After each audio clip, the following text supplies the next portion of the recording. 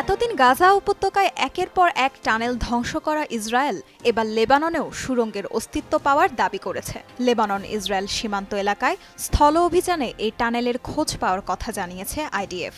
তাদের দাবি, দীর্ঘদিন ধরে গোপন টানেলটি ব্যবহার করে আসছিল হিজবুল্লাহ।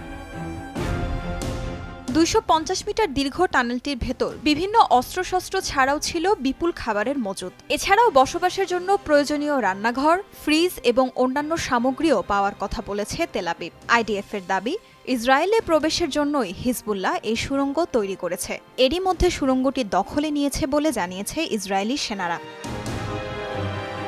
তেল আবিব জানায়, গোপন টানেলটি হিজবুল্লাহর এলিট ফোর্স রাদওয়ান ইউনিটের। টানেলটি অস্ত্র ভাণ্ডার হিসেবে ব্যবহার করা হতো। পাশাপাশি এটির মাধ্যমে গোপন যোগাযোগ রক্ষারও কাজ করত গোষ্ঠীটি।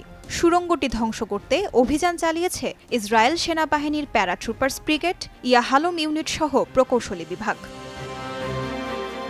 প্রায় এক সপ্তাহ ধরে লেবাননের সীমিত পরিসরে স্থল অভিযান চালাচ্ছে ইসরায়েল। দক্ষিণাঞ্চলে হিজবুল্লাহর আরও কয়েকটি গোপন টানেল ধ্বংস করা হয়েছে বলেও দাবি আইডিএফের।